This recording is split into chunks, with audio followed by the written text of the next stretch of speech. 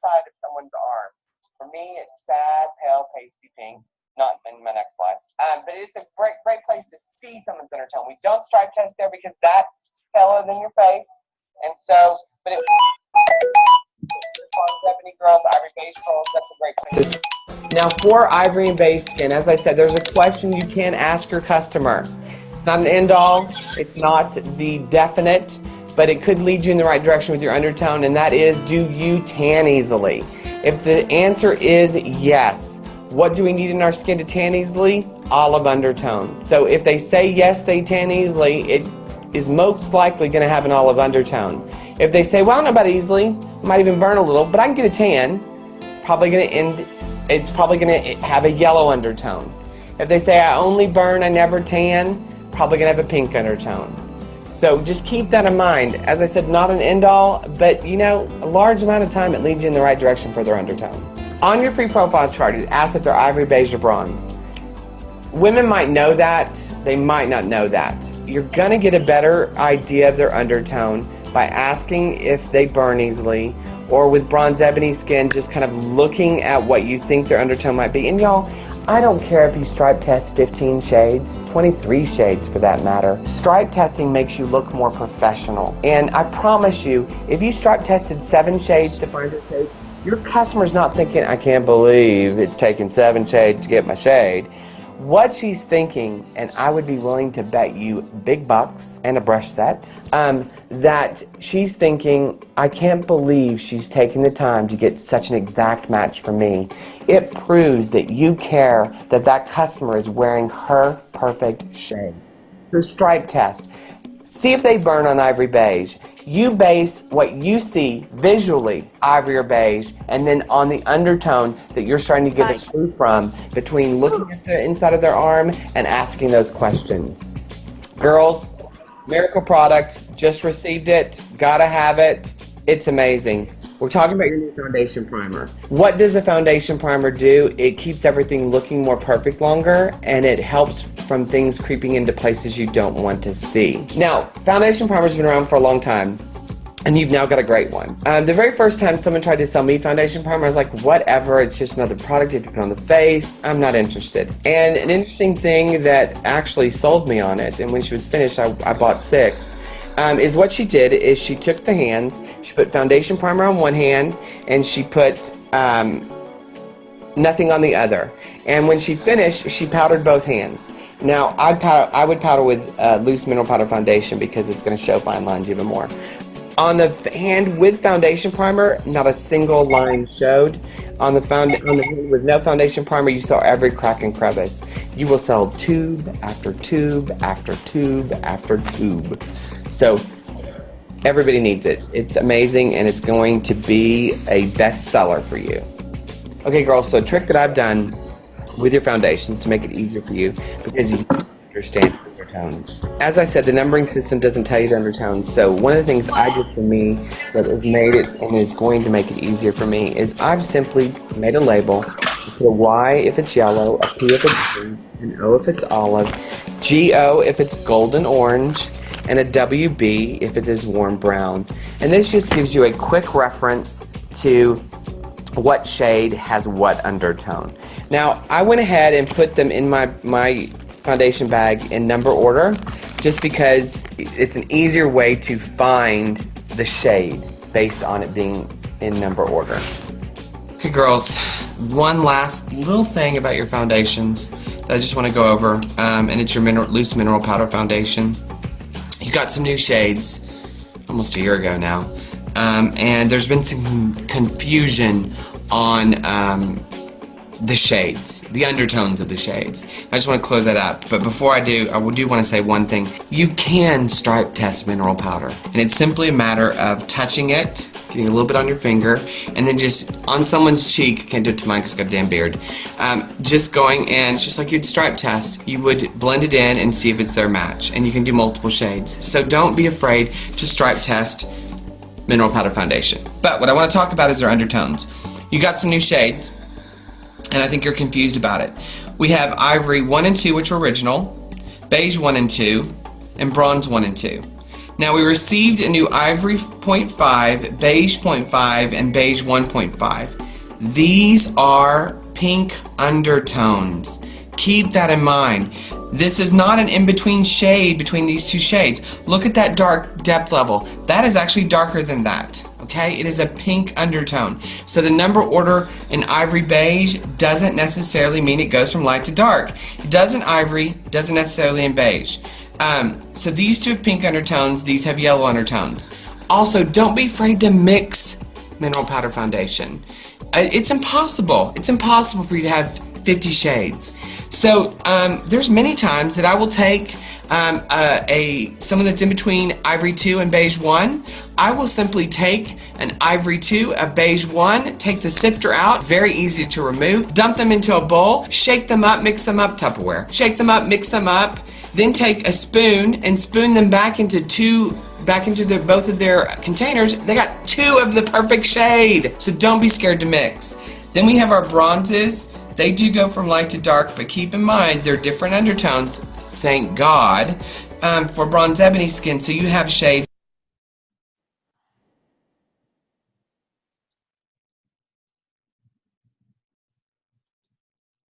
Hello, hello. I'm so excited that we are going to get to do this tonight. So welcome to the many of you that have joined us for Monday Night Live.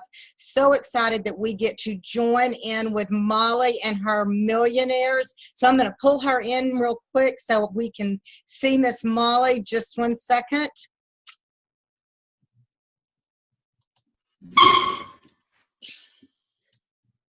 Wait. Did that wrong.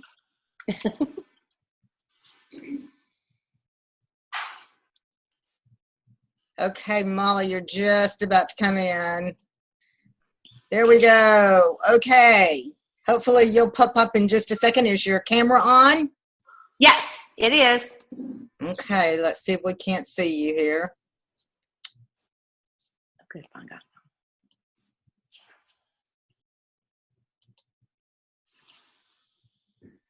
Okay, we should be able to see.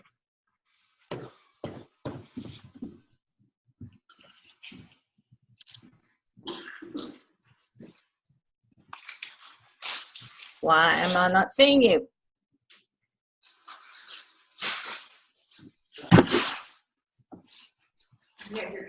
I do have my camera on. Okay, I think hold on just one second.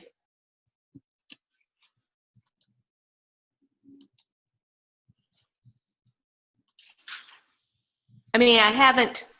Okay, it says the host has asked you to start your video. So yes. Yes, start my video. There I am. Yay, there's Molly. Hello, Molly. and a shout out because I think you have a room full as well, right? Yes, I do have a room full as well. Well, good. Well, again, I've got most of you muted, ladies. And so please, please, please, if you have a question or you're having any problems, just jump on that chat and type out whatever you're needing. And we are going to try to answer questions all through the night tonight. Let me start. My name is Toya Drew, and you're looking at Miss Molly Williamson. And I want to start by telling you, because maybe my girls don't know all about you, so I wanted just to tell everybody. Molly and I met, Molly, probably a couple of years ago. Yeah, and an awesome program that I know y'all have heard both of us talk about, and that's with a coach called Deb Erickson. And it was just love at first sight. We both agree it was just love at first sight. For Molly and I, we became instant close girlfriends, close girlfriends in Mary Kay and close girlfriends in Christ. And we just feel like we're sisters. We're always so shocked at how much we have in common. And so we just thought it would be fun to pull our groups together. Maybe this is a one-time only, and maybe we'll get to do it more often. We'll love to hear your feedback once we get through tonight. But let me tell you about Molly. First of all, she joined Mary Kay in 1995. So she's been a part of this amazing company for 21 years. She has been a listen up. She's been now she started when she was 3. We both started when we were 3, right? true. Yes. And you're 5, so that's good. 3 and 5, whatever. But let me tell you, because all of you girls, one of the first things that we always tell you is that the first promotion that you can give yourself in your Mary Kay business is to become a star consultant. So let me tell you, Molly has been a star consultant 85 times, if you can believe that, 85 times. So pretty impressive. And okay, I'm just going to kind of try to catch everybody as they come in. She has won 12 cars. 12 cars, and 8 of those have been pink Cadillacs. So congratulations to her. Just recently picked up her newest pink Cadillac. We're so impressed. Her highest unit club is the $500,000 unit club. Just means her team in a group effort had a great high that year, done probably more than once, but $500,000. And she has personally been in the Queen's Court of Sales 18 times, ladies, 18 times. She has been on the Queen's Court of Recruiting 5 times. That's 5 bumblebees, diamond bumblebees. And of course, she has been a triple star achiever, meaning that she has achieved stage recognition for the Queen's Court of Sales, the Queen's Court of Recruiting, and the Unit Club, all at the same time in the same year. She's been a triple court achiever 5 times. So we're all applauding you, even though we may not can all hear it. We just want you to, in your ears, know that top stars are shouting out and telling you congratulations on all your achievements. And we are glad to get to be in the same webinar with you. So, mwah, so glad to get to do this, girlfriend. Well, I'm excited too. And some of you may not know Toya's accolades either. So she's right. We became fast friends. I mean, we even wear the same size clothes, and she loaned me her pajamas one year.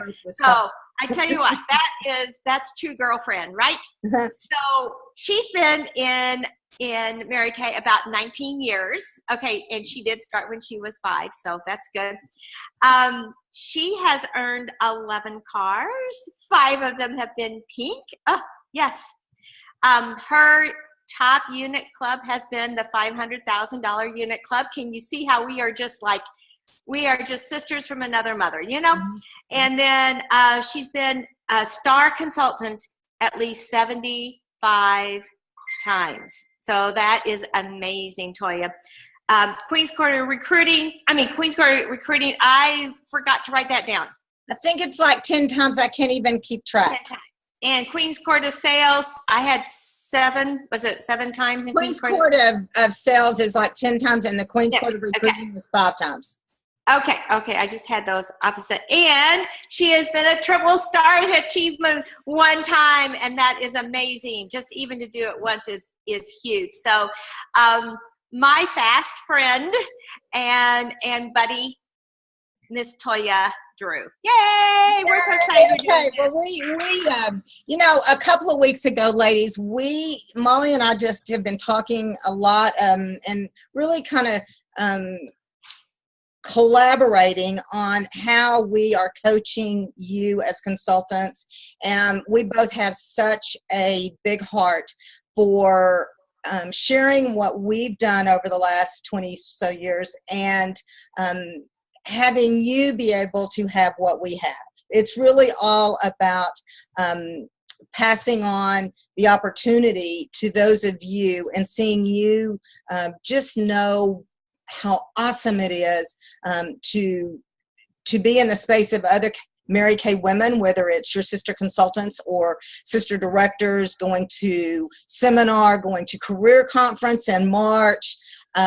There's a lot to be said about just being a part of a group of women that want more and are willing to work for more and who are encouragers. Women who, when they have a great idea, Mary Kay taught us that if I have an idea and I share it with you, we both have an idea. If we keep it, We just have that one. So we can really collaborate, share ideas, and that's what makes Mary Kay so different than other companies. We just really have a heart for each other and lifting each other up, because the one thing Mary Kay did in all of her genius, and she had a lot, I think the number one thing that she saw is that women didn't have to compete, and that in our business we can all have all of those accolades we shared, the prizes, the achievements, the paychecks, the cars, the trips. They're available to all of you, and not just the few that may end up on top. So there's no competition here. We can all strive to have the same success in our businesses, and that's why we are so apt to share with each other, is because without the competition, we're not afraid of someone taking our job, which is what, you know, corporate America kind of looks like. There's a few jobs for especially a few women, and so the competition gets a little fierce, but you don't see that in your Mary Kay business, and so that's what we love about it. So as we started talking about doing this program tonight, we really wanted to give some of you maybe more confidence in doing your own makeup. Maybe some of you are fairly new. I know some of our top stars that are on tonight are pretty new, probably the same with some of Molly's millionaires. And so this may just give you some confidence in doing your own makeup, because I don't know if Molly, this happened, but when I started Mary Kay, I wore the same eyeshadows, the same colors all the time. Yep. And so for me, branching out and learning to do different things was, was a challenge. And Mary Kay offered us a great program. Molly, do you remember when we had those books that gave different looks yes. all the time? Absolutely. And I found myself, that's what I would do, is I would try a new set of colors. Just to broaden my look, colors, and I learned a lot. It helped, not that they all were perfect for me, at least it was allowed me to learn more about our products and share them with other people. So that was something that was in the beginning for me. But in addition to maybe helping you tonight get more confident in your own makeup application, we want you to see how easy it is, even if you're brand new, to share advanced glamour with your clients, your customers. It's not as scary as you may think. And so we're going to give you some real basics, keep it really simple so that you feel like you can go play and practice on yourself in your own mirror, and then possibly go out and do that with one person, maybe two, or, we're even doing it in a class setting. In Top Stars, we're even doing a monthly event where we bring our customers, our clients, to this venue, and we do advanced glamour together. So we work hard at doing that first skincare class, facial, double facial, with a group of women, one-on-one, a couple at a time, or kitchen table full, doesn't matter. But we really talk about skincare and focus on that area, focus on the supplements, and then focus on dash out the door. Because there's so many women who don't do hardly any makeup that when they do dash out the door, they feel like they have just done so much and learned enough to make them feel confident and look polished when they walk out the door, but it doesn't take a lot of time. So I love doing skincare and dash out the door in the first appointment. I also believe that that's just about as much information as one person can take in the first hour to hour and a half class with Mary Kay. So we love doing it that way. But then what we love to do is invite those same women who are really interested in learning more to come to one of these brush and contour clinics. Now, what we find when we're talking to our clients is that when they hear contour, they're all over it. That's the buzzword we're hearing. You're hearing it in, TV advertisements. You're seeing it in articles. You're seeing it in magazines. Contouring is something that women are hearing about, but they feel like they have no clue how to do it, or that there must be some major science behind it. And I'm here to show you how teaching contouring is so stupid, silly, easy that any of us can sell it and share it with anybody, no matter how much knowledge they have about makeup application, and they will feel like you empowered them in the area of their makeup. So that was one of the reasons we wanted to empower you. We wanted to give you some tips and tricks on how to feel confident about doing it with your customers. Because, you know, one of the easiest ways to get a hostess is to give her free product and let her know that she's going to get an advanced glamour appointment. So this is just a tool for you to be able to get out and do that next level. So any questions? Let me check. Looks like I've got a chat or two, so let me just check. Okay, good. Everybody's just visiting and saying hello, and that's great. Keep it up. I'll try to check for questions between each segment. We're actually going to do 8 segments tonight, but I'll go pretty quickly through each one of them, and those are going to be, I'm going to go through foundation, contouring, the eyes, cheeks, brows, eyeliner and mascara, lip liner, and then we're going to finish up with setting your foundation and your look with translucent powder and finishing spray. So those are going to be the areas that we're going to start with, and I'm just going to ask Molly real quick, if you got anything you want to jump in with. I'm going to go right into the packing tips from here. Yep, that's good. Okay, so ladies, one of the things that we wanted to show you tonight is how do you simply, efficiently, and inexpensively be prepared for advanced glamour at any point in time. And so I want to show you really a way that I've been doing this for years. So this isn't new news. This is something that I've been doing for a long time, because if I have a skincare class and I set up for a skincare class, we know how we pack and how we go through the motions of all of that. But what about that next step when you need to walk in the door and show them more? How do you pack for that? So one of the things that I wanted you to look at was having a brush set that you can show, and that means, you know, we always have our working roll-up and we have our show and sell roll-up. Well, this is the same thing. We're going to have our working, hold on just one second, ladies. Can y'all hear me okay? Yes. Okay, good. Okay, so what you want to have now is a working set of brushes or working brush set, you know, that roll up, and then you want to have your show and sell one, because at the end of every first skincare class, and as you're talking about them, you know, we always say that you want to mention advanced glamour a lot of times during every first appointment. And so when you're talking about advanced glamour and you're getting to the end, then you're going to get to really show and sell them on that advanced glamour appointment. So I have my brush set, and in the middle of, of course, you know, you have all the brushes that come with this set. Okay. And then in the middle, you know, you have this amazing bag that comes right off. And this is my way of being prepared for advanced glamour, is my glamour tray. And all of my top stars, that's one of the first things they do is get a glamour tray together. Whether they start with a 600 or a full store, one of the first things that we do is make sure that they have a glamour tray put together.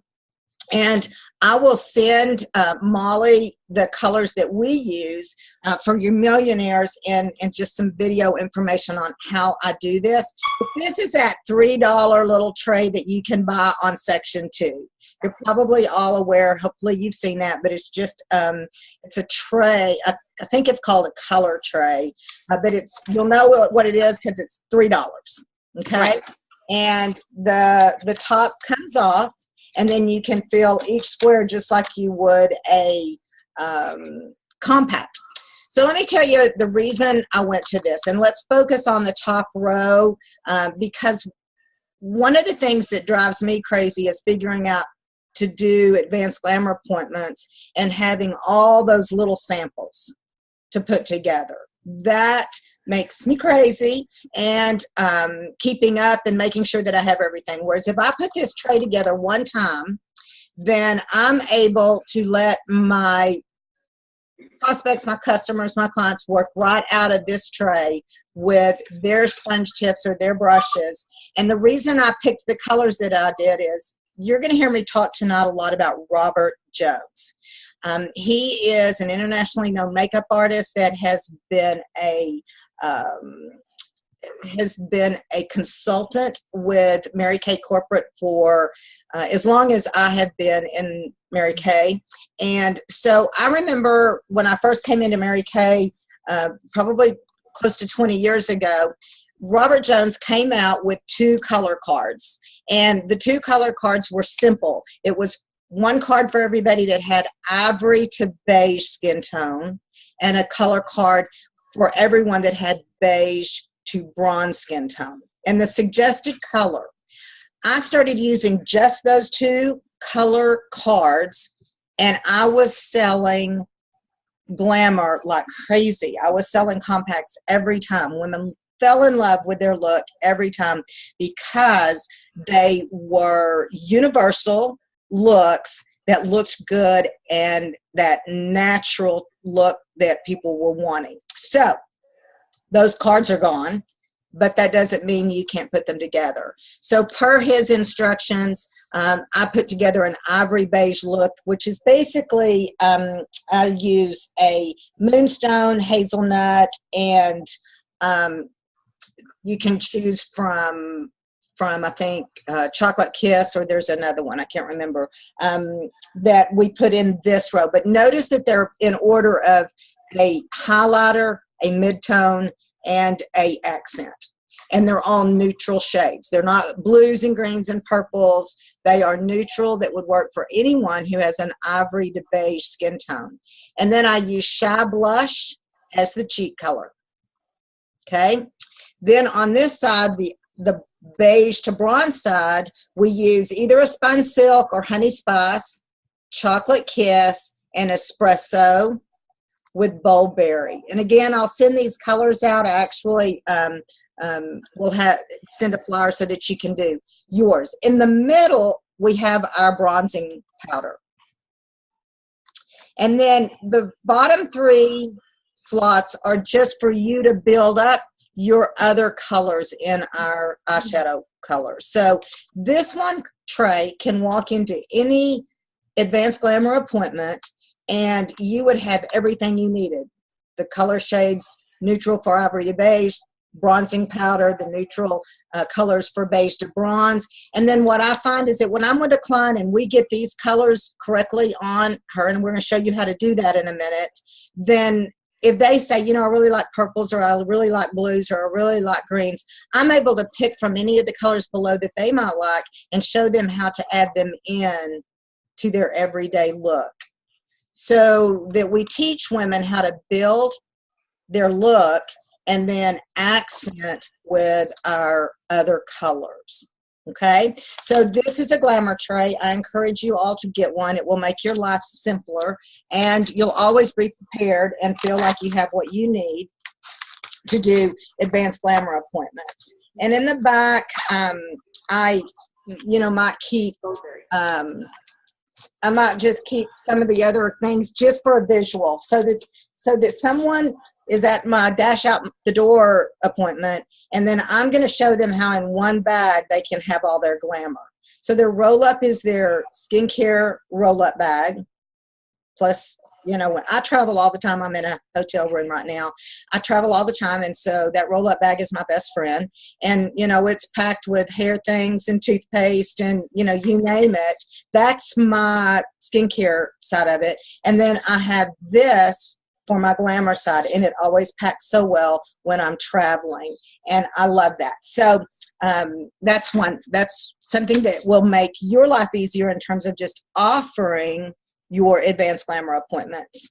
So the other thing, just to kind of step back for a second, and I'll send the video to Molly. My girls all have this already, but is how to pack and do a setup for each client. And we use a goodie bag every time. And so if I'm even doing let me find that goodie bag. If I'm even doing a dash out the door appointment, and or an advanced glamour appointment, then I'm going to have a setup for each person that looks just like this. So they have their mirror. These tray inserts, if you flip it over, it's for an advanced glamour. So one side is for a skincare class and the other side is for a glamour class. But the most important thing I want you to see here is a goodie bag. And that's just because that way I'm never ever caught at an appointment, whether it is a first appointment or an advanced glamour appointment, without every tool that they need. Okay, so in this video, just shows you where to get, where to get. I'm gonna mute. Somebody's talking, so I'm gonna mute whoever it is.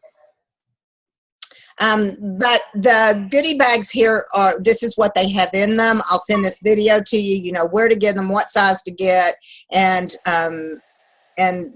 have this, because when we have an event, ladies, what we do is, let me get back to my meeting here. What we do at our event where we have a large group, and y'all may do that, Molly, at your training center, is we invite women to come for the advanced glamour appointment and are able to purchase their brush set for half price if they buy it in advance. Okay, so if you end up in an event and someone does not purchase their brush set in advance, then you would have the goodie bag for them, and they could do the same things that you're teaching, not as easy, of course, but with a goodie bag. So you always want to have a goodie bag at every appointment to make sure that you've got both covered.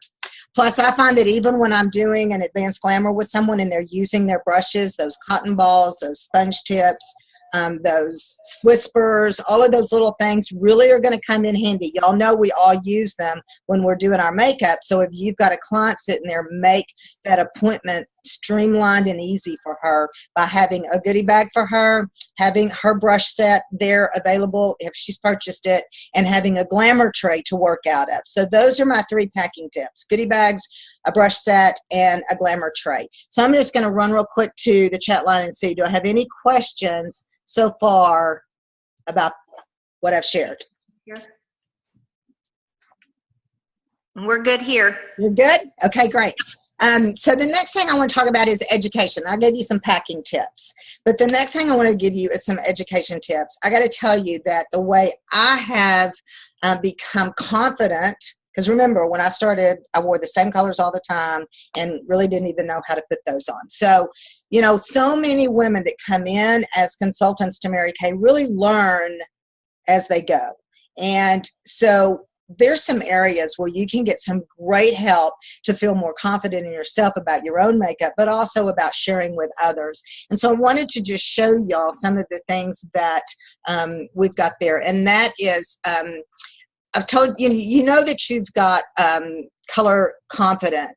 If you go to Mary Kay In Touch, they still have an amazing program that you can go through. It's self-paced and learn a lot in all the different areas just from the Color Confident program. And then, of course, you can earn that little Color Confident symbol to put on your business cards, and I think that really stands out. So I encourage you to take the Color Confident class that's on Mary Kay In Touch, and be sure that you have that insignia on your business cards as you're passing them out. But Mary Kay is always teaching from one viewpoint in terms of glamour. It's going to kind of line up with their inventory and what they've got going on. It's going to be trendy, all good things. But I really wanted to learn from a makeup artist that would get me grounded in the basics, so that when I was in front of my facials or my classes or my events, that they knew that I was bringing a little more to the table than just what my company promoted.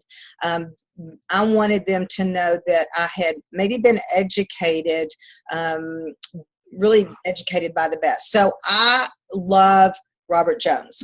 And so I wanted y'all to see his website is Robert Jones Beauty Academy, and he has memberships that really allow you to get a lot of information and help. He even has a certification program, but most importantly, being able to just get on and watch his videos. Now, he does have videos on YouTube, but most of them are kind of subject oriented, whereas if you get on his membership on his website, you're going to get more educational videos, and they're going to go in an order that will really expand your level of expertise and your confidence in teaching others. So I love his program. Robert has 3 programs, and you can you might take a snapshot with somebody's picture if you're watching this, but basically the levels are $19.95 a month.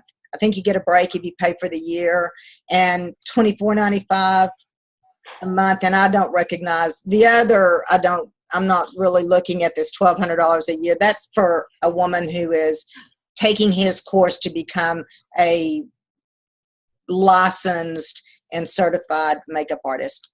We're not in Mary Kay to be licensed, certified makeup artist.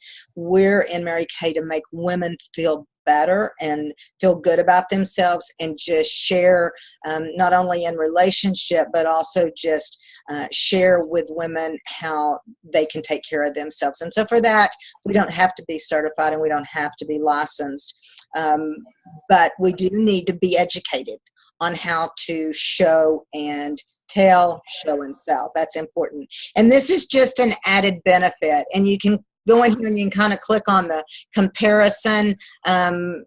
Basically, the minimum one, even if you got in and just stayed in for 6 months and watched all the videos that you could, would be awesome. I think you would get a lot from that.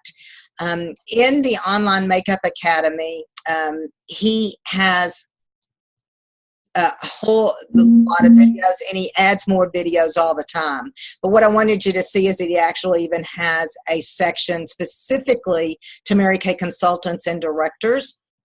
And this is where you can find, things that are specific to our business and what we do. And so before we started this, I know I ask everyone to come to the table with their foundation on. And so before the meeting started at 6:30, I was playing his Foundation Salvation video, and it's fabulous.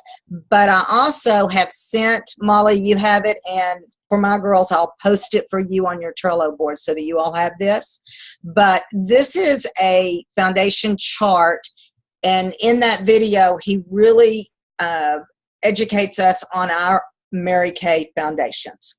And I don't try to learn all of this and keep it in my head on a regular basis.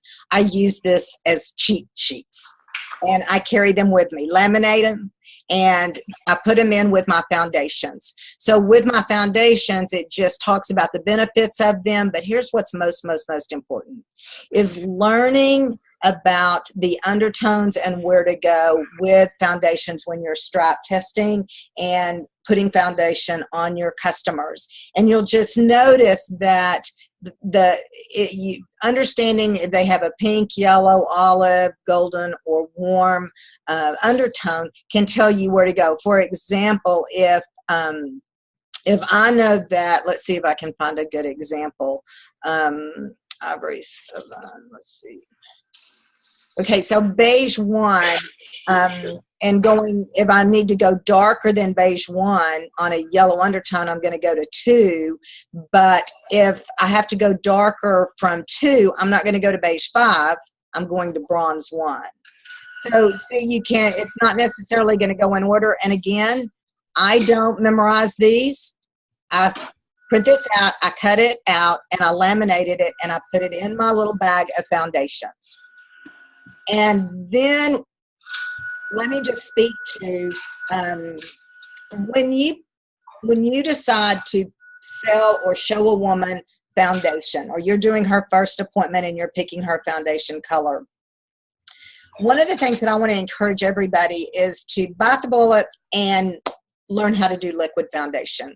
It's not the easiest. I understand you've got to learn to stripe test, and I know so many women are really scared to pick the right color. But the only way to get good at picking foundations for women is to practice, practice, practice, do it, practice, practice, practice, just do it. That's really how you do that. But let me give you the difference in picking a mineral powder foundation for a woman versus a liquid foundation. If I've got someone in for, excuse me, an appointment, I've got them in the seat. I want to take that opportunity, because it may be my last, to find what liquid foundation is correct for them. Because they may call me 6 weeks later, 6 months later, and say, I want concealer, or I want mineral powder foundation, or I want to try the cream to powder foundation. If I had just picked a mineral powder foundation, there's no way I could recommend any of those other products for her. However, if I work hard the very first appointment to make sure I get the right foundation shade for her in our liquid, matte, or luminous foundation, then I can look at this conversion chart, and this is done by Robert Jones. If you pick up the one from Mary Kay, it's not correct. This one is correct. And so if you look at this, it tells you that if you pick out that they are an Ivory 5, then I can go across this chart. I can tell her what loose mineral powder foundation she needs, what tinted moisturizer or CC cream she needs. All of these things are going to be, it's going to tell me the exact right colors that she needs. So these little charts can be very, very helpful, and just have them with you, and then that will help you to determine what color she is today. But then you can tell her, I'm going to do this today, I'm going to show you the liquid, but afterwards we'll decide what is best for you. Would you rather have mineral powder foundation every day? Would you rather have CC cream every day? Would you rather have a cream to powder? And then I have clients that over the years change within that. So being able to go across the chart is helpful versus having to try to back up from just mineral powder or CC cream. There's 4 colors. I mean 6 colors in all. So you've really, in every skin tone, if you're ivory, you've got 2 choices. If you're beige, you've got 2 choices. So it's going to be really hard for you to recommend anything else based on that. So I encourage you to kind of set a New Year's goal and get confident in stripe testing. Now, where you can do that is going into Robert Jones and watching his video is one way to do it. He'll show you how to stripe test, and then watching the Color Confident, they'll show you how to do that. And so that'll help you kind of get over the nervousness of doing foundation. However, you just got to do it, and know that. And I tell everybody in the beginning, you know, lighting is different. I get it right most of the time, but if I don't, and you get it on and it doesn't look right, I'll start over, because I don't want to leave until I get this right. And it may take me 2 or 3 times. And usually the women, I can get them right the first time, but the women I don't. What I've learned over time is that those women really are harder to match, and they know it. So when you have to do it 1 or 2 or even 3 times, they're prepared for that, because they've always had a hard time finding the right shade of foundation. And the fact is, they so appreciate that you would take the time to continue over and over to find their correct shade. So all about foundation. And now real quickly, I'm going to go ahead and talk about concealers and under eye corrector. So let me see if I've got any questions really quick. Oh, and Ingrid just is letting everybody know that you can see and hear from Robert on Facebook. So there's good stuff there. And you can kind of start there and see what you see, but most of the time his really true educational videos for us are under lock and key, like on Facebook, or if you get it sent to you, it'll play so long and then it'll take you to his website. So kind of play around with that and see what you find out. Okay, so hopefully everybody has their foundation on tonight. what I wanted to talk about was concealer and under eye corrector. It can be, there's kind of an argument going on. Some people will say you always do it before foundation, and others will say you do it after foundation. Robert generally says that you should do concealer before foundation if you're trying to minimize. So let's talk about concealers in one area should match your skin. So if you've got a pimple or brown spots or a scar, something that you're trying to minimize and not show, you want to be sure that your concealer matches your skin, therefore it really pretty much matches your foundation. Okay? If you're trying to highlight with it, like underneath the eyes or in certain areas of your face where we highlight, then you need a lighter shade of concealer, and that's generally going to be done after you do. So highlighting, contouring, that sort of thing, afterwards. But if you're trying to minimize or cover something up, then be sure that you do your concealer prior to your makeup, and that's any area of your face that you want to go away, minimize, not show up. Okay, that's what we want to talk about there. And the under eye corrector, it can be a general highlighter, but if you or one of your clients is someone that has a lot of red and purple undertone under their eyes, then that under eye corrector can be a lifesaver. I don't have that generally, so I don't put it on before my foundation. However, I do put it on after my foundation because I love the look that it gives as a highlighter and a lifter, especially since I wear glasses. So I'll do that even towards the very end of putting on my makeup. I'll use it at the end. So before I move on from concealers or under eye corrector, any questions? We're good. Okay, all right, so let's go to contour because this is where you're going to be kind of surprised that this is so stupid, silly, easy to share with your customers or even on yourself. So how many of you feel like one of your biggest fears is that if you do advanced glamour, you have to be able to tell somebody what their face shape is? Me. Yes, yeah, that's your biggest fear, is that means that you have to be so professional that you can look at someone and say, which is kind of can be really intimidating and sometimes totally impossible, because if someone's wearing their hair down, their face shape can look totally different than if their hair is up. So it can be really hard. So how would you like a simple trick that you don't have to know what their face shape is? You just tell them how to find their oval. Because I always start this part of my class out by saying, who can tell me, and I'll give tickets away and get for prizes. I'll say, who can tell me, you know, for 2 tickets, who can tell me what is the perfect face shape? And there's some classes that somebody jumps right in and tells me that it's an oval, but then there's a lot of times, ladies, that people have no idea what the perfect face shape is. So really, that's all you need to know. What is the perfect face shape? It's the oval. Why is it the oval? Because it's symmetrical. Okay, we have heart-shaped faces, we have square faces, we have round faces, we have long faces, lots of different face shapes. All you need to know is we all have an oval in there somewhere. I always love to tell them, you know, you may not have the perfect face shape, but it's in there somewhere. Let's find it. Okay, so if we're trying to find our perfect face shape, our oval, and we want to accent that, let me tell you the simple, easy trick. Bottom line is the outside of your oval is your eyes. And the top of your oval is the top of your forehead. And the bottom of your oval is your chin.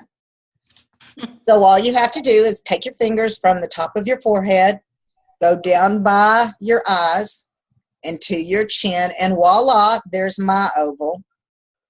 How about everybody else? Can you find your oval? Start at the top of your forehead, go right to your eyes, and down to your chin. That's my oval. Contour is all about highlighting certain areas of your face and minimizing some of your face. So if you've got a square face, which I tend to have a little bit of a square face, or just gel lines, just because I'm, turned 30 this year, I will start up here and I will bronze. See, if I start here and go right down, then I've got parts outside here. So I'm going to bronze anything outside of my oval. I'm going to bronze down behind my ear, the space behind my eyes. I'm going to then go down and I'm going to take here in my jawline, I'm going to take bronzer and I'm going to bronze that area. Because remember, and what you always want to remember to share in your classes, light comes out, dark goes in. Write that down. Light comes out and dark goes in. So if we want something to show, we want to lighten it. If we want something to recede or go away and not show, we want to darken it. So contouring is all about bronzing or darkening the areas that we want to hide and highlighting the places that we want to come out. So when we start to highlight, we're going to highlight our forehead in the center, under our eyes, and our chin, and sometimes down our nose. So these places will show and come out, and then everything outside of that is going to be bronzed, and it's going to go away. Excuse me, ladies, just 1 second. Okay. All right, so how are you going to do the bronzing? What tool do you use? So just go to your brush set, your Mary Kay brush set, and you're going to take out your cheek brush first. Your cheek brush. And all you have to do is then use your glamour tray to pick up your bronzer. Now, while we're talking about bronzing and what colors that you should use, our bronzer is a nice bronzer, but it is a shimmer bronzer. And one of the things Robert will really encourage us to do is, if you're in your 20s, then that's all fine and dandy. But anything past the 20s, really a bronzer that shimmer is not the best. So when I'm using bronzer on myself, and I am a mixture, my foundation color is beige 1 and beige 3, and Molly's laughing because when we went to Robert's workshop, we were all the wrong color. And that's because we are missing a color, and it's the one color we're missing. We all tend to go to beige 3. And so if you're having a hard time matching someone and beige 3 isn't really quite right because they're not pink undertone, then it's because they need to mix beige 1 and beige 5. Beige 1 and beige 5. So I changed from beige 3 to beige 1 and beige 5. And when I mixed beige 1 and beige 5, then it was much better. And so what he suggests is that I use pressed powder in bronze 1. So you can, with each one of your clients, you can, if they're ivory colors, they may need beige 2. If they're in the beige colors, then you can go into bronze. In other words, you're just using a darker shade of pressed powder as a bronzer rather than the shimmery bronzing powder. Okay, so when I'm doing my events and multiple people in my class, I do use our bronzer. But then I always talk about that in these classes. I'm going to teach you the basics on doing advanced glamour, but I'm going to individualize with each one of you what colors are best for you. So if I'm in a class setting, we may all use bronzer that has shimmer in it, but when I sit down to fix my client, my one person's tray, I'm going to pick the colors that are best for her. And if she's over 30, then I'm going to recommend a darker pressed powder for her rather than our shimmer bronzing powder. Okay, so any questions about that? Okay, I have a question. Mm-hmm. Okay, are you finding, you said on the pressed powder with an ivory, you suggest a beige 2? Then a lot of times what they are. If they're into ivory 5, 6, or 7, you probably will be into the beige 2. Okay, and starting with beiges, you go to bronze 1? Mm-hmm. Okay. Yeah. Okay, just wanted to make seven. And you know, it kind of depends, and age depends. And let me tell you something, ladies. I had a customer the other day that is 50 plus, and I told her what I knew about using shimmery bronze powder, and she said, "I don't care. I like it. Send it." So, you know, teach his own. All we have to do is tell them. But she loves our bronzing powder, and she said, "Nope, that's what I want. Even it may be wrong, but that's what I want." And I said, "Okay, I'm good with that." If you take the bronzing powder and you take your brush, then what you want to do is then, and everybody can be doing this right now while I'm talking, is go ahead and go in and think about that line you drew for your oval. And I want you to just bronze. And of course, when you're powdering anything, it's best to brush down on your face. We all have fuzz on our face. And so it's best to have it laying down. So brush down and brush outside that oval, anywhere outside that oval, down to your jawline. We're going to do the cheekbone separately. Okay? Any questions? Hopefully everybody's doing theirs. But outside the deal. Now, while everybody's doing their bronzer, I'm going to go back to Robert Jones' site real quick because I want to show y'all something else that I do in my appointments that really makes a huge difference, I think, and that is that I have his book. And the book that I recommend is, and the reason I do recommend this one is it's a smaller book for me to carry around in my bag. And it has really everything in all of his other books in that book. So it's called Makeup Makeovers Beauty Bible. And in the spring, he's going to be coming out with an even newer book. For right now, I recommend Makeup Makeovers Beauty Bible.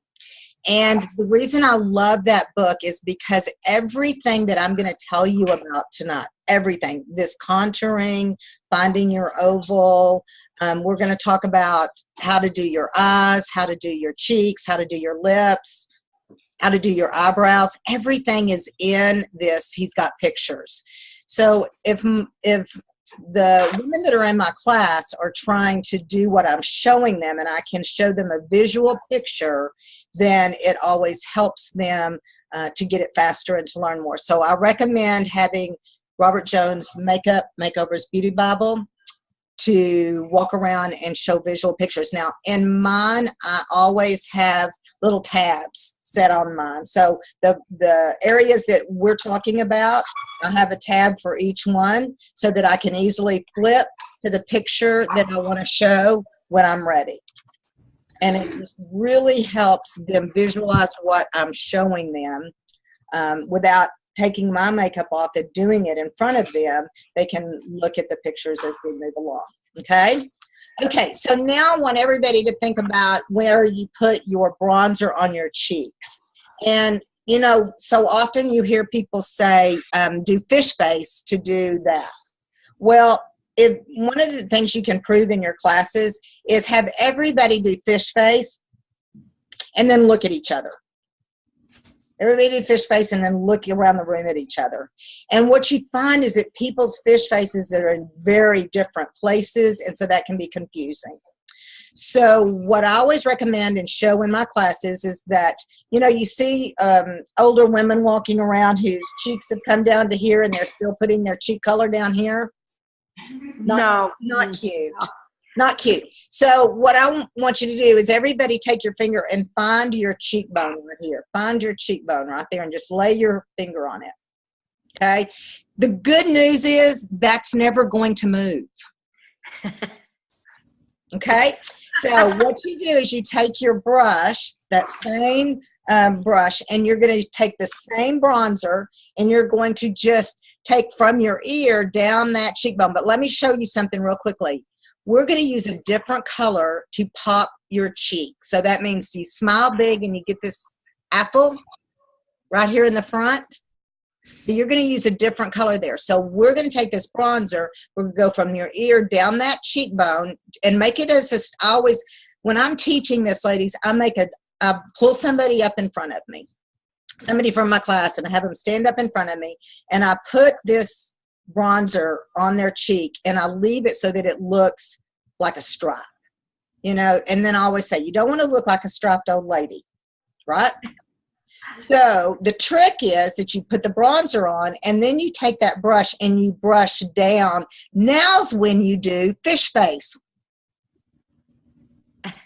And now you're brushing that bronzer down into that area, and immediately what happens is it becomes, that's your contour. It all of a sudden takes 5 pounds off each cheek. You lose 10 pounds just by contouring each cheekbone. That's exciting. And it looks very natural and not like you have a lot of makeup on. That hair on your face laying down makes a huge difference. So stripe test somebody in your class. Say, this is not what you want to look like, a striped old lady. Brush down while you do fish face, and you'll see a natural contour take place. So you've now contoured your oval. You've contoured your cheekbone, so you look like you have a higher cheekbone. I'll show you how to highlight that in a minute, but a cheekbone. And now you've contoured. So let's just review real quick. How do you find your oval? How does anybody find their oval? Just top their forehead to their eyes, to their chin, boom. You're able to show somebody how to contour. They bronze outside of the oval, and they will highlight in the center, but you bronze your cheekbone, okay? Now, something else that's just a kind of a simple trick is that you can then take part of that bronzer as well, and you can highlight just inside the eye and down the side of the nose. Because if you thin your nose out, then that helps your oval. So you're just going to take, and this is going to be using the brush that is called your eye color brush. Let me show you. It's kind of, it's not the eye crease, it's the eye color brush. It says eye color on it. I think it also says it in French. You don't need that. Okay, and you can just take a little bit of bronzer and do it inside your eye and down the side of your nose on both sides. Okay, now what I like to do about this time is just take the big fluffy brush in your set and just kind of brush all over to blend everything and make it all nice and soft. Okay, any questions? Okay, wait a minute. We're behind for just half a shake here. No problem. Catch up. Okay, so we got her bronzer on our cheeks, but then what are we doing? Hey, so while they're catching up, I'm going to share another reason that you like to pick liquid foundation in the beginning, and that is because then you get to share how to apply liquid foundation. How do we apply liquid foundation? Well, there's the trusty old hands. You can do your fingers. Some women love to just use their fingers. I'm not one of those. So the other way is to use just the foundation wedges that you can buy at the dollar store.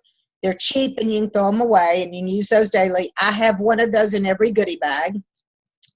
Then I get to tell them about our foundation brush and how using a brush to put on your foundation will get it more even, and you can get into the corners. That's why it's rounded. Our foundation brush is only 10.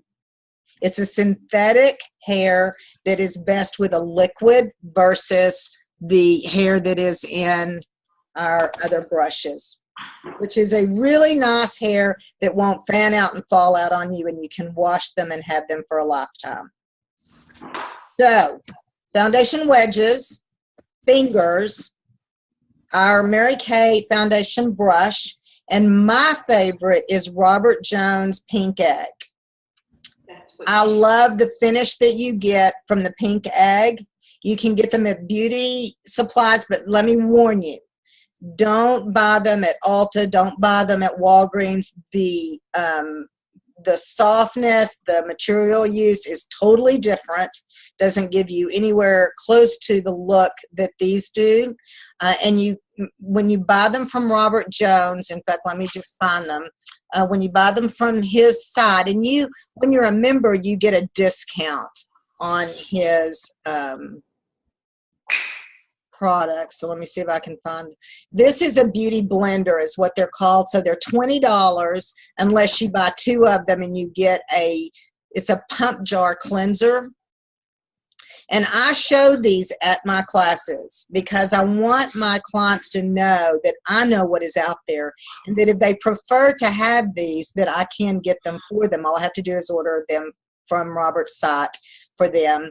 But I have bought some of the cheaper ones through Ulta and some of the other places, and they are just horrible. I've thrown them in the trash. Okay, so that just kind of gives us an idea of what you use to apply the foundation. So how's everybody doing with their contouring? Better? On track? How are we, girls? Doing We're good. good. Okay, let's move on to eyes. When you do eyes, again, in your glamour tray, you want to have 3 eyeshadows in a cheek color. Your 3 eyeshadows, and I always, with all of my customers that buy a compact or a color tray, whatever they do, I always have them learn to line their colors up in order of application. And so they're in order of a highlighter, a mid-tone, and an accent. Highlight, mid-tone, accent. Highlight, mid-tone, accent. Very important that they put them in order, because we're going to show you how to work from, it's kind of like reading. We just go from left to right as we put on our eyeshadow. Okay? And one of the things that Robert will talk about is not having all shimmers in those 3 colors. So you'll notice that on this one I have Moonstone, which is a shimmer. It's not a glitter, it's a soft shimmer. And we're all well aware that we don't have enough matte colors right now, and they are working on that. The good news is they are working on that. So because Robert has screamed at them more than once, you have to have some mattes. So we put Moonstone, and then Hazelnut is your matte. So shimmer, matte, and then you can determine which of the browns that you want to use for your 3rd color. This one's, I believe, Chocolate Kiss. And it's a shimmer, okay? And then on the other side, I've got a shimmer, shimmer, then a matte. Espresso is my matte. So you always want to break up the 3 colors and have at least 1 matte. Okay? So now let's talk about where you're going to put your eyeshadows. And again, you don't have, when I'm teaching at Advanced Glamour, I'm teaching where to put 3 eyeshadows that work on all eye shapes. We're going to go to more advanced to get into details like what your eye shape is. And then you can use your Robert Jones book to really determine what that is and how you would apply the colors differently. But in your Advanced Glamour, which is your 2nd appointment with them, you can just use the basic eye as your map and apply colors for the basic eye. So one of the tools that Robert has that I like to use in my classes is, let me get that. He sells a pad.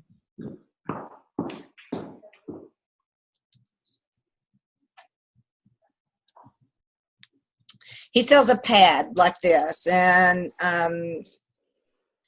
they have, and I know in my unit we all have a goal of doing 100 faces, and so it would be great to have one of these for each of your customers. And what you're able to do is take our eyeshadows with sponge tips or brushes and actually apply those colors, apply our eyeshadows and cheek colors and lipsticks directly onto this page.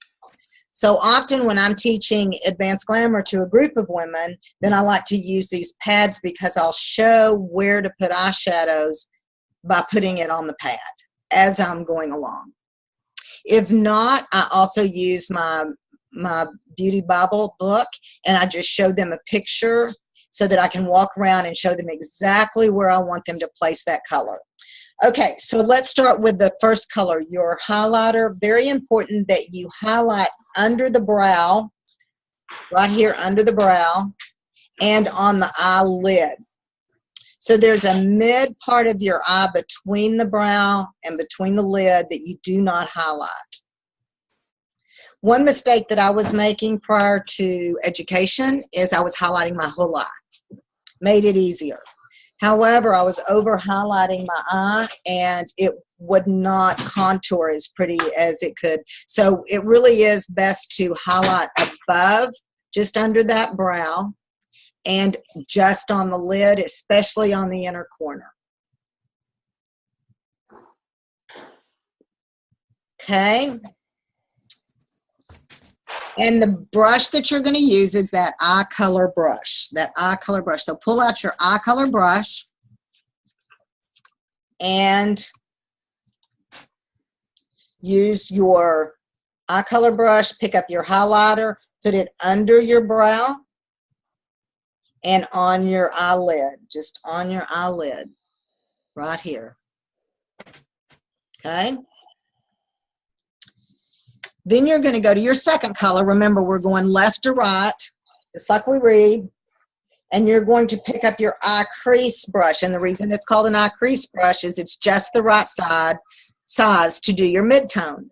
So you pick up your eye crease brush, put your middle color on your brush. And here's a trick you always want to use in your class. When you put your eyeshadow on your eye crease brush, when you tap your eye, you want to tap it in the middle first. Don't start on the inside. Don't start on the outside. Because you want to blend this in the middle part of your eye. If you go to the center, that's when you put the greatest amount of color on your eye.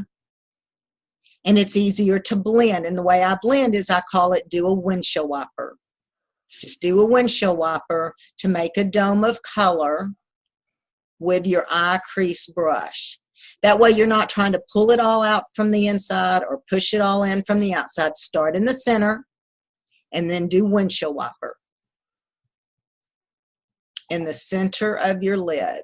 So your highlighter is up top, your highlighter is on your lid, and in the middle, and let me tell you, I have the hardest eyes to do. I have a very hooded eye. And so if I don't follow these instructions and I put dark color on my lid, then people are constantly saying, you look really tired. Are you tired? And I'm like, I'm not tired. So I want to put a lighter color on my lid. Now, why is that? I actually gave you the reason for this earlier with the contouring. Can anybody tell me?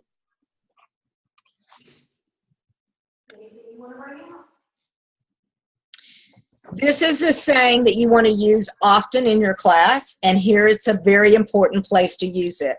Light comes out, dark goes in. Light comes out, dark goes in. I'll make them repeat it with me. I always go, everybody say it with me. Light comes out, dark goes in. So the reason that we do that is look at my hooded eye. I want to have a highlighter up here to come out. I want to have a highlighter on my little lid down here. But this puffy part of my eye that is my hood, I want that to go back. I want that to recede. And so by using a darker color on the middle part of your eye, you open up your eyes. You look more rested. You look more awake. Your eyes will look bigger. There's all kinds of reasons, but here's the saying. Light comes out, dark goes in. So we put highlighter on our lid, a little highlighter, not much, under our brow, and we want to use a contour or a mid-tone color in the center to make the puffy part of that eye go back in. Now, if I'm sitting at a class and I see somebody that has a really deep set eye, which you will have often, then I will often tell them they have to really blend that mid-tone out. Because what people that have deep set eyes tend to do is put the mid-tone down in that deep set part, which what is that doing? It's just making it deeper and deeper. So they've got to blend it out to make it come out a little bit. But for the basic eye, highlight the lid, highlight under the brow, and put a mid-tone in. Okay, so then you're going to go back to your eye color brush. And let me tell you, you know, when I'm doing my eyeshadows, I like to take an old wash rag so that between colors I can just brush it on my lap on these old wash rags to get the color off of them as I change back and forth. But let me show you something new and cool.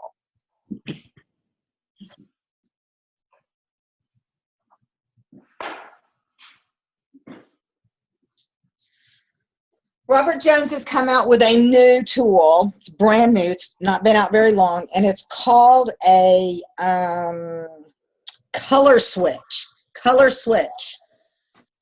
It's in a can. I don't even know how much this is, ladies. I'm sorry. I'm probably on his website.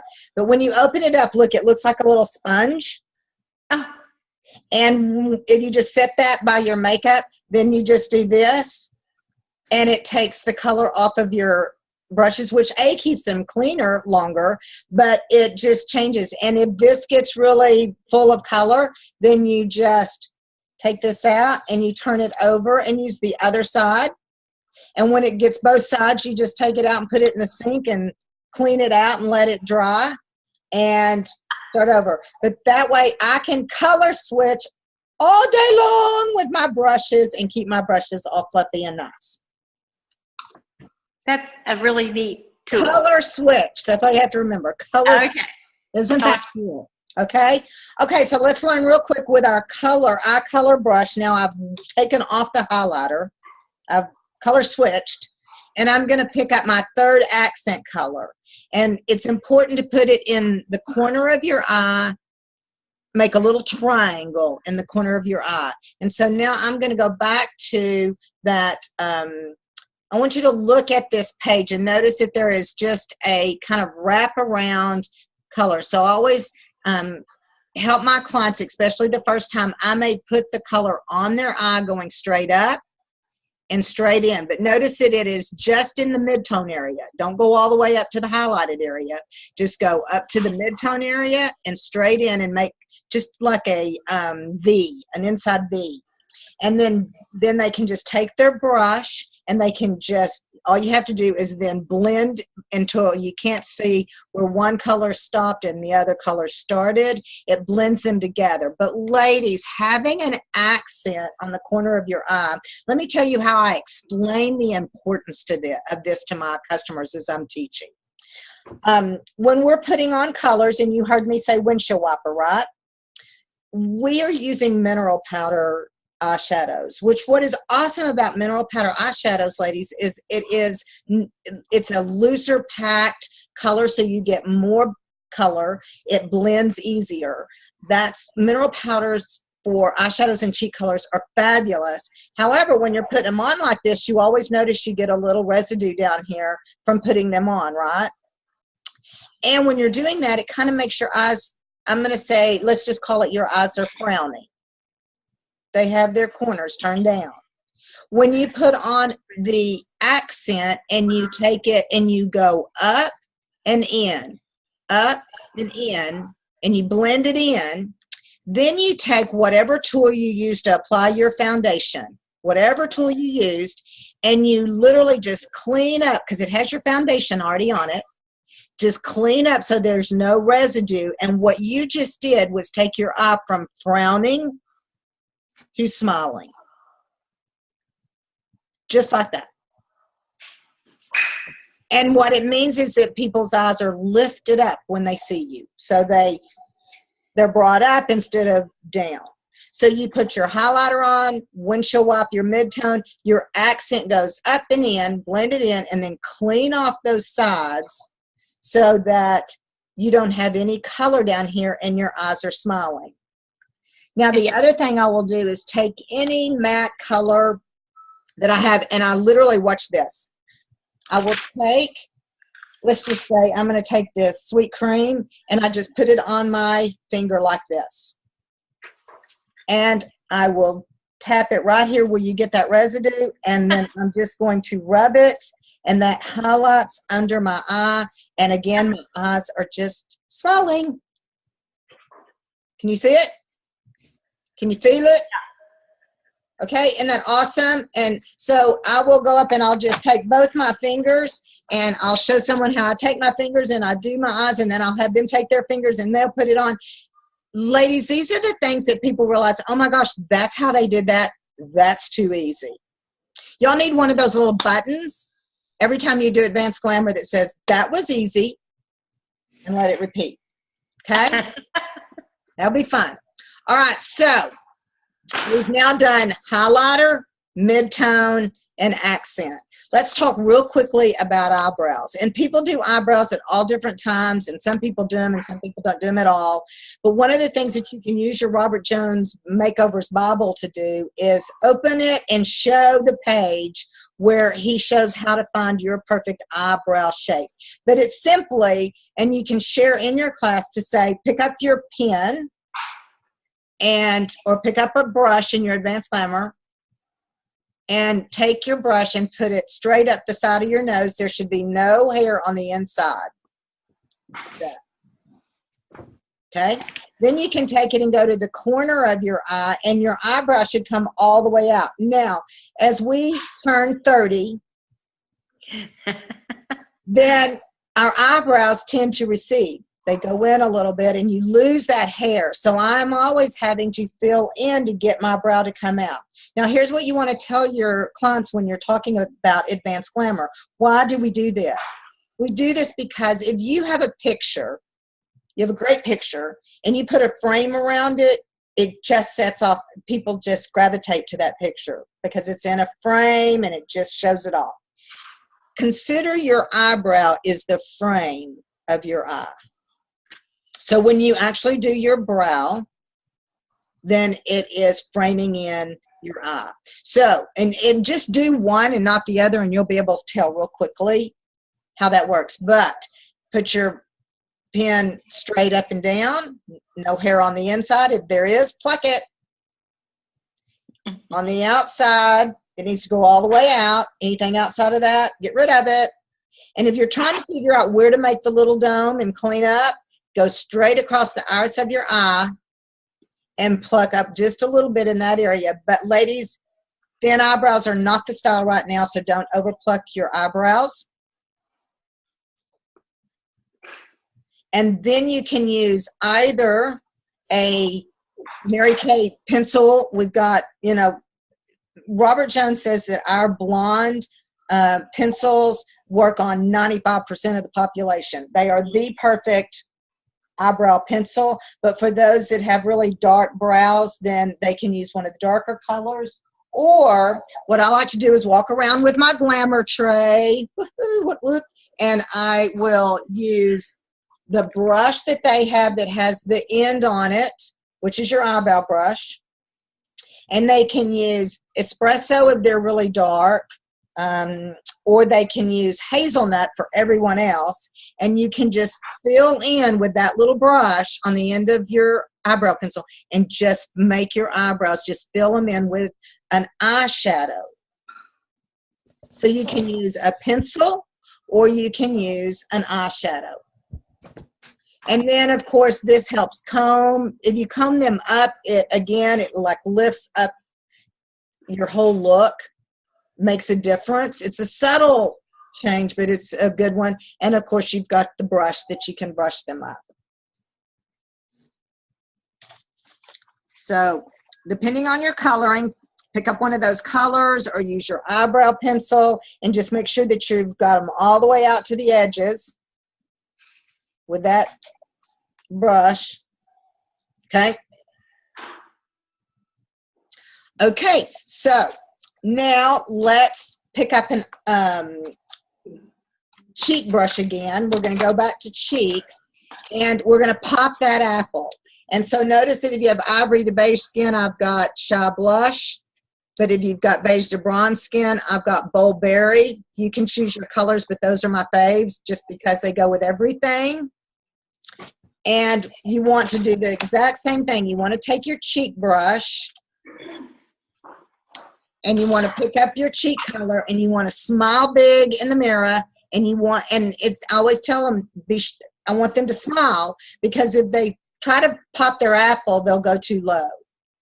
So you want them to smile go to the top of the apple and then just brush out and down so that it looks like they're naturally blushing. They just run around the block, whatever. It looks so natural and gorgeous if they bronze the bone, brush down, and then pop the cheek, the apple of your cheek, and it's up high. If not, if they don't smile, then they're going to start down here. And there's kind of a rule of thumb that we really shouldn't be doing it below our nose. So smile, so you're starting at the top of that apple, brushing out and down, and it'll look more natural, and it will lift your whole face up. Okay, so any questions about eyeshadows, brows, or cheeks? You know, just one comment. I love the brow serum, the brow and lash serum. So if any of your customers or yourself that have had more birthdays have thinner brows or thinner eyelashes, the brow serum, I mean, it's amazing. And it does work, but you have to use it consistently. It's not like every other night. It's like every night.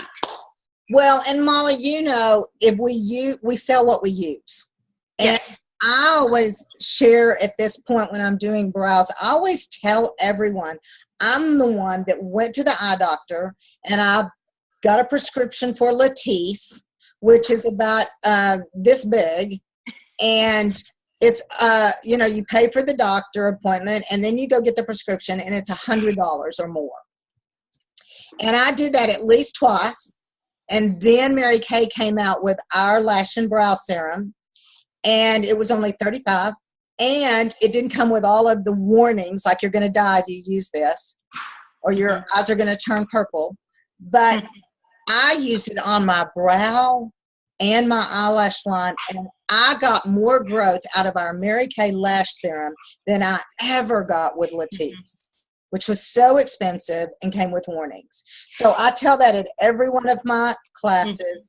And so if you've got people that their biggest beef is that they don't have eyelashes or their brows are so thin, you got to tell them about the serum. I agree. It's amazing. And I have really sensitive eyes to different colors. And so I was concerned about using it because I didn't know what was going, and it does not bother me in the least. Nope, So. I've never had any trouble. And you know me, I've got the worst sensitive eyes. But in our gel, our brow gel is even nice to just lift everything up as well. So, you know, mentioning those few products but is a good idea. And, you know, mentioning these products is always how engaged are the women that are in your class. Don't overload them. Remember, you can have a dash out the door appointment, you can have an advanced glamour, and then you can have advanced, so that those people that are really, really interested in using it all, you can get with them more often. But one of the things that I have found in both the dash out the door and the advanced glamour is while I've been doing it a lot, it's a lot to someone that you're giving it to. So don't feel like you have to throw, you know, all the spaghetti at the wall the first time. Be careful and take and kind of monitor who you're working with and let them soak all this in and use it over time. Because remember, you're building your clients into your product line, and that will take time, but that means they'll be there for a very long time. That's the whole point. Build them into your inventory line at a pace that's good for them so that they'll stay with you forever and ever. Amen. Okay. So the next thing I'm going to bring up is eyeliner. And I do use the sample eyeliners when we get to this area. Their goodie bag has an eyeliner, a mascara sample, and a lip liner sample in it. And I'm very careful to use those sample products at this portion of my class. So with eyeliner, the main thing I'm telling them, and there are some women that line their eyes. I always say, if you're somebody that lines your eyes, go ahead and get your eyes lined. They're going to do it in their sleep. They don't really need my help. But if they're looking at me like, you know, deer in headlights, and they don't usually line their eyes, then these are the tips that I give them from Robert Jones. And that is to take your liner pencil and start at the outside corner. And Robert Jones' rules of thumb, and I love to share this in my appointments, is if you line the top, the bottom is a choice. If you line the bottom, you have to line the top. Robert says if we're going to have a party, let's have a big old party and do both. Okay, so let me tell you that again. If you line the top, the bottom is a choice. If you line the bottom, you must line the top. But Robert really likes you to do both, but in a very thin line. And so here's what I show everybody before they line their eyes. We want your eyes to look as big as possible. And so if you line your eyes all the way into the corner, look what happens. Your eye gets smaller. So only go about 3/4 of the way and look, your eye's going to look bigger. So start at the corner and do baby strokes all the way in, but stop about 3/4 of the way or where your eyelashes are tapering off to get your eye lined. 3/4 of the way. And then I always encourage them to take a sponge tip out of their goodie bag or a Swisper and pick up one of our darker eyeshadows like Espresso or Chocolate Kiss, any of the darker ones, and I have them rub that across that eyeliner that they just did, and it smudges it, softens it, and makes it a straight line. So I always tell them in the very beginning, you don't have to be perfect. You don't have to do this perfect. Just start and make baby strokes and take some sponge tip applicator or a Swisper and smudge it across it, and you'll get a straight line every time. A soft straight line every time. And then I'll ask them to put on 1 coat of mascara. 1 coat, ladies. You're going to put on 1 coat of mascara, put your mascara wand back in, and set it down.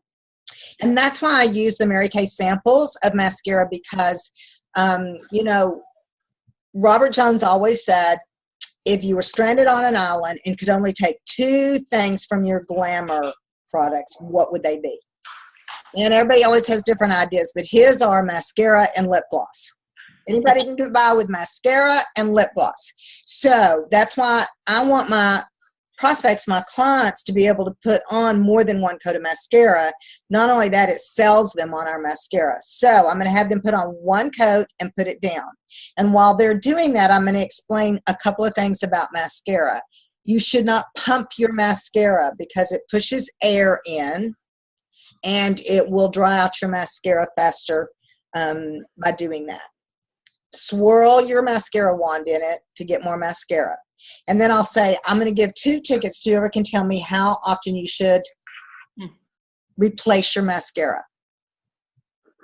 And sometimes I get an answer and sometimes I don't. I was in one big event and a lady said, oh my gosh, I don't think I've replaced my mascara for over a year. And I just kind of went on past that and didn't say anything. And here in a minute, I heard her lean over to her neighbor and say, you know, I have had pink eye 3 times in the last year. And the whole room fell out laughing. So one of the things that I introduced right here is put on your mascara, put it down, don't pump your mascara, and how often you should replace it. And then I'll say, everybody turn over their profile card. And I have a mascara club. So if you're always trying to figure out when you are supposed to replace your mascara, then we, in the Top Star unit, we all have a mascara club. And I just tell them, would you just write on the back of your card if you want to be in the mascara club? Just write mascara club. And then what we do is we actually have a form that we put everybody's name on that's in the mascara club. But we call all of our mascara club members at the same time. And when we call them is prior to the end of the Star Consultant quarter 4 times a year. So around the 10th or the 15th of every quarter, we start calling all our mascara club members to say, it's time for your mascara to be replaced. And I'll say, is there anything else in your bathroom that may run out in the next 2 to 3 months? Mm-hmm. So you can pull in a lot of last minute sales to finish up Star Consultant by having a mascara club, but you got to fill up your club. So every time you're doing a facial, every time you're doing an advanced glamour appointment, when you get to mascara, you want to say, how often do you replace your mascara? Every 3 months. Great. If you would like to be a part of my mascara club, so I always remind you, please write mascara club on the back of your profile card. I have a question. Okay. If somebody does not replace their mascara every 3 months, can that also be the reason why people get styes on their eye and everything? Yeah, I mean, you never know, but mascaras are a liquid that can have bacteria grow in them. And so by keeping them for a long time, then you run the risk of all kinds of eye infections. It can be a stye, it can be pink eye, there's all kinds of things that could be caused by that. So I always like to really talk about the importance of replacing it every 3 months just for safety. And I also always get on my soapbox and talk about sharing mascara. So you will hear me at my class say, the one thing that you never, ever, ever, never, ever, never, ever, ever, never, ever, never, ever, ever, ever, never, and I go on for so long till everybody starts laughing, then I say, share your mascara. And I do a lot of mother-daughter appointments, and I will say, mom and daughter cannot share mascara. So I make a big, big, big deal. And I'll tell you that if you ever go to one of Robert Jones' workshops, he does the same thing. He gets on a soapbox about sharing mascara. So don't share mascara. So I'll have them put it down, and I'll go, we're going to go to lips. And so while their first coat of mascara is drying, I'm going to show you how to teach someone to line their lips. So I always say again, how many of you line your lips? And the ones that raise their hand, I say, okay, go ahead and do it, because you could do it in your sleep, driving down the road. Go ahead. So I'll let them go. But then I say, how many of you don't line your lips and need to know how? And they raise their hand. And I said, okay, here's the rule of thumbs. And this is when, ladies, I pull up a piece of paper like this, something that I can draw on. Maybe it's one of Robert Jones' pads. I don't know. But whatever I'm going to do is I'm going to show them this rule of thumb. You start with your V. And I'll do a V. Line your V, and I tell them, wait and let me give you the whole thing, and then you can do yours. So the first thing I do is draw a V, and then I'm going to say, so you draw a V, and then you go out on your lip line, and I make a little arrow. You see how I did that? Whoops. Like a little arrow. And then I do dots for the center of their lip, and then I'll say, put a dot in the bottom of your bottom lip, and line out. I'm sorry, line in. Line in. So I do this. So this is what I tell them. V out dot in. V out dot in. V out dot in. And I'll make them say it with me. Repeat this after me. V out dot in. They will never forget how to line their lips. V out dot in. And then I'll tell them, now ladies, what I want you to do is I want you to fill in your lip everywhere except for a circle on your bottom lip.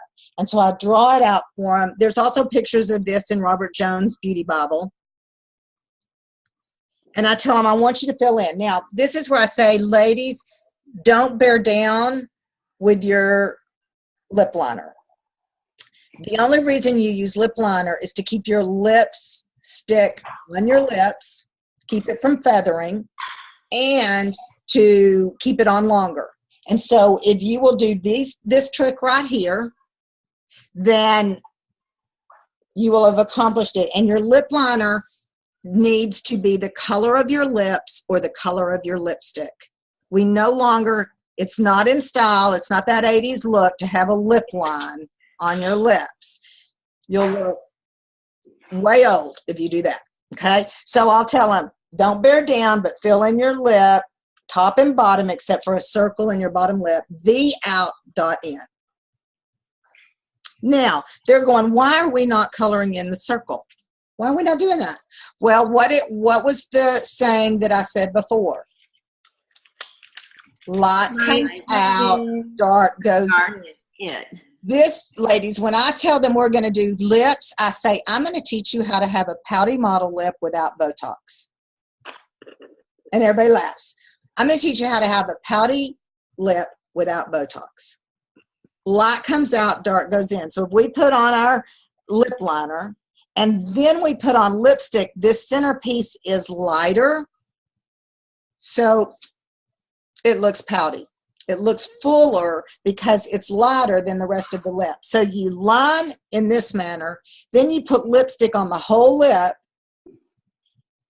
and then you're going to pick up lip gloss and you're going to put it in the center of your bottom lip, making that a little bit lighter and barely blot, and you now have a pouty model lip without Botox.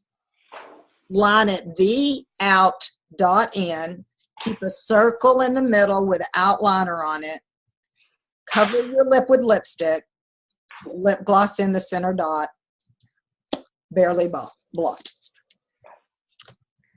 Voila, you have gorgeous lips. And I will always talk to ladies about, if you are over 50, your lips start to thin. And so the rule of thumb with color is to wear a bright or neutral lip color. Don't use dark berries, dark colors, because it just makes your lips look like little slits. All right, and last but not least, we have two products that really make a difference in sealing all the work that you just did, and that is translucent powder and finishing spray. So I'm going to let Molly show you the translucent powder. To apply it, you just use your big fluffy brush in your brush kit, brush down with it, and then we'll do finishing spray. But while she's getting that, I want to tell you that translucent powder has gone through a new age, because the minute I say translucent powder in front of a group of women, they start thinking about their grandmother's pasty white look. And so I explained to them, first of all, that cosmetic companies, including Mary Kay, went through a period of time where we made colored loose powder. Hear me on that. Colored loose powder. Notice we don't have that, and almost all major cosmetic lines have done away with colored loose powder, because what was happening is we were matching women's foundation perfectly, and then when they made colored loose powder, they only made one or two colors for every skin tone, so we'd get their foundation correct, they'd have on the wrong loose color powder. In that interim period of time, translucent powder had a makeover, and it is now like a colorless. It is just, the technology in it makes it wonderful. It's very pretty in setting your look, and it is and you can't see it, but it doesn't make you look pasty white. Molly, do you have translucent powder? I do. Can you show it on somebody? Can I show it on somebody? Yes, Linda's sitting here. Here, Linda. Oh, you have to come over here.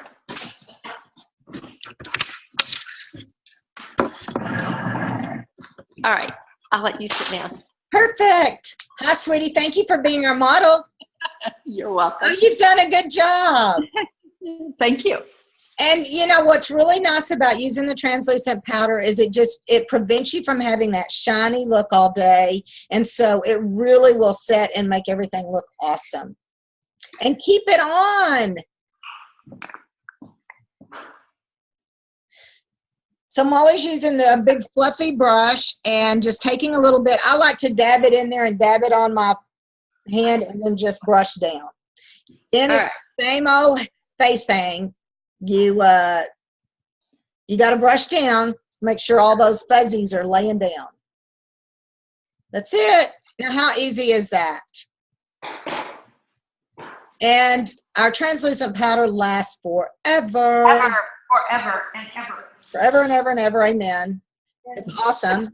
So now, since you've still got your model there, let's talk about finishing spray, because finishing spray, our finishing spray is by Scandinavia, and it is fabulous. I use it a lot with brides that I want. See, if you're trying to teach a bride or have someone keep their makeup on all day for work, foundation primer, and then using translucent powder, and then using finishing spray, oh my gosh, makes all the difference in the world. So we love to do a plus sign and then an X sign and mist your face. It feels good too.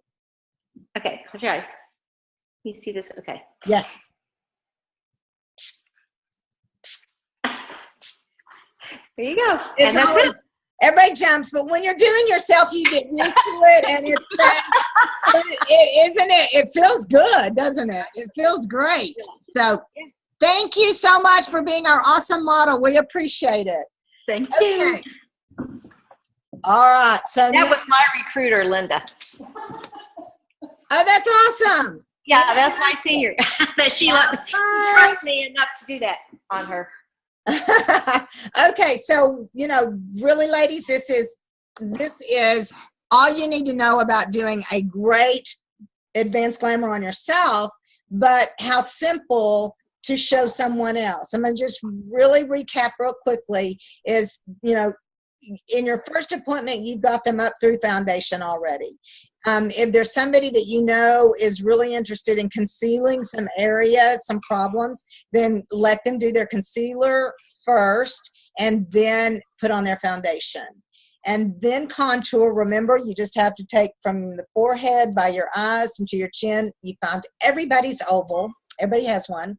Then you can put your eyeshadows on, highlighter, up and down, mid-tone and accent.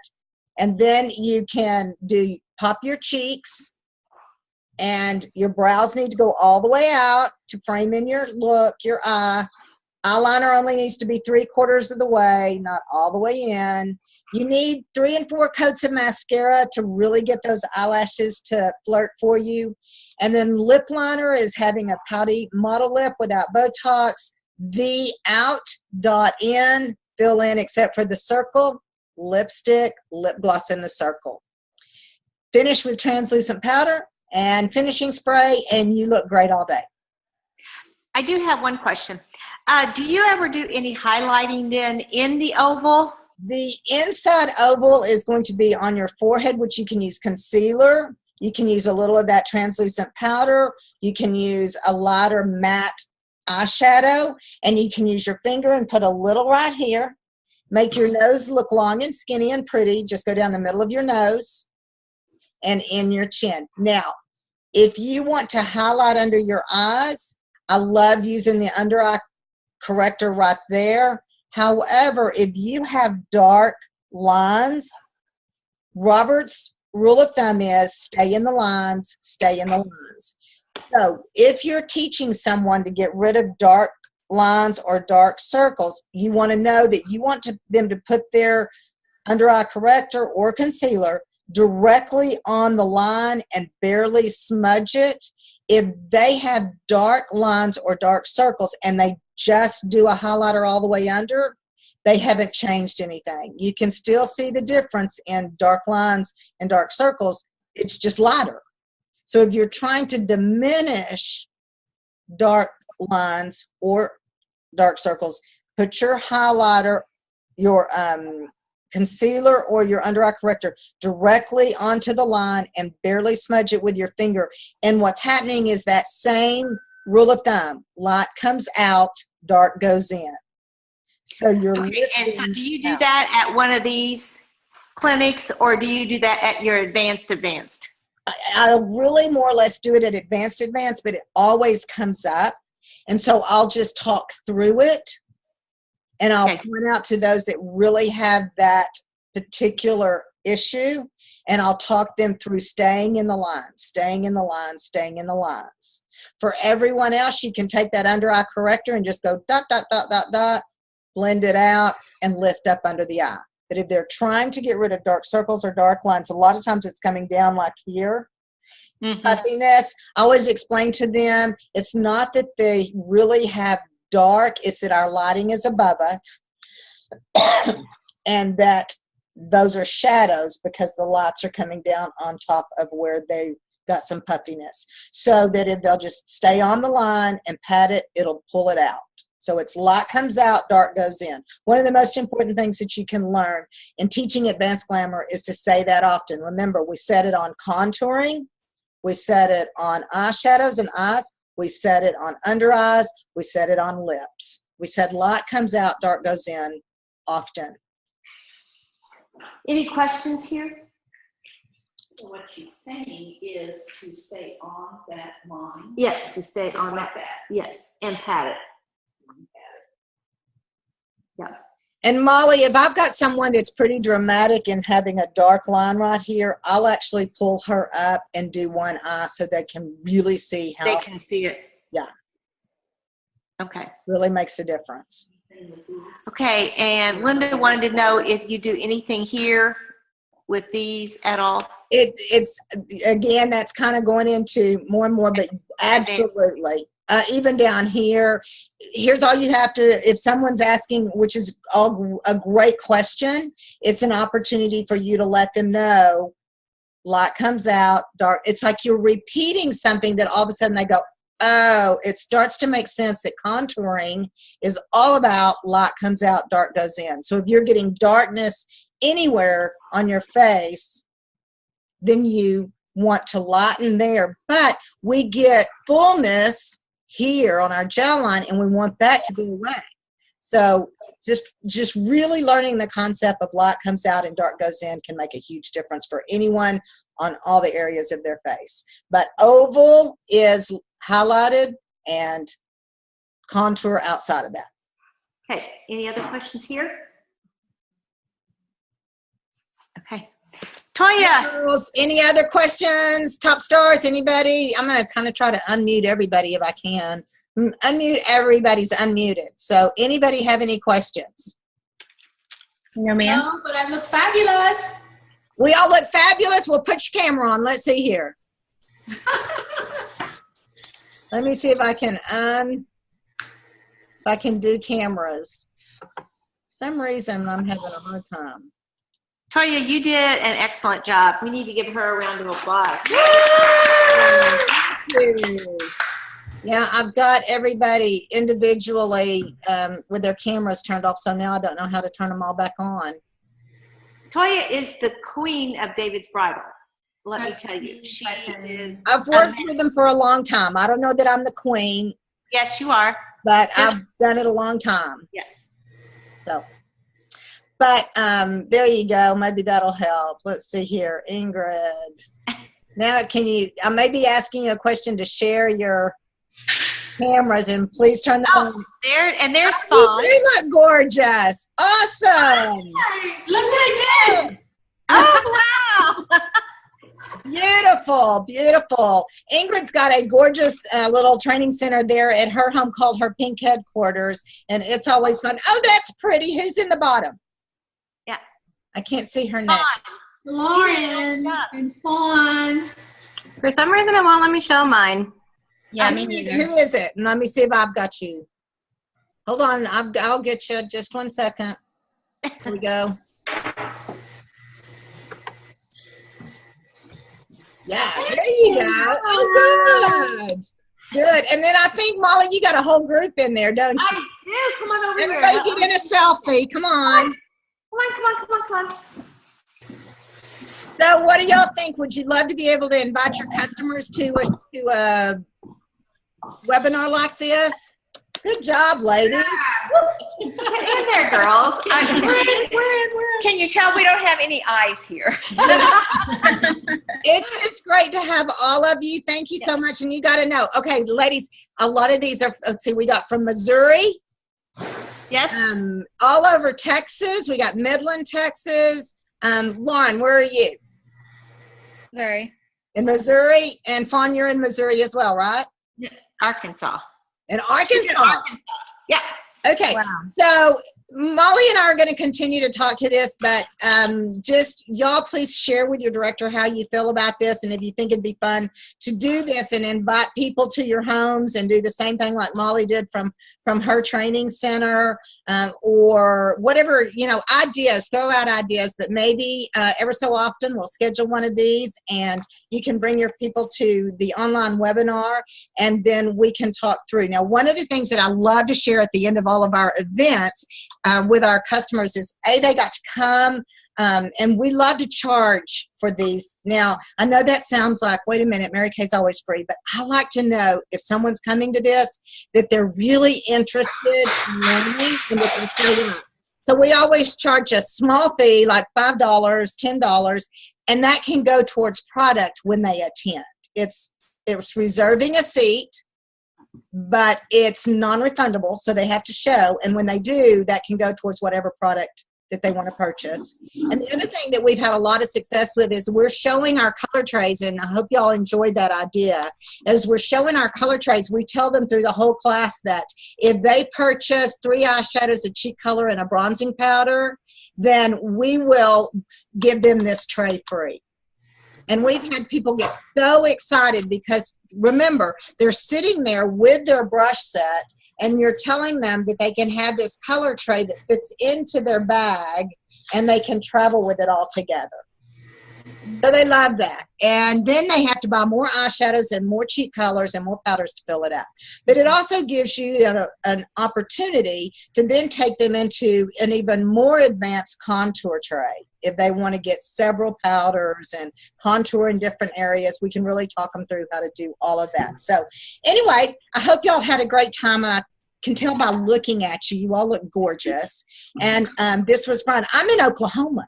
Go figure. So we're all over the place. And how fun. If you have a customer or a friend or a family member or somebody that knows somebody that wants to do this, but they're not in your town to come physically be with you, wouldn't this be a great way to get to offer to them an advanced glamour class? So share with your director what your response is, what you think. And if y'all are excited, then Molly and I are going to want to do more of this. And we just appreciate you being here. Yes, thank you, Ingrid. Thank you. I just want to Thank say, you, Toya.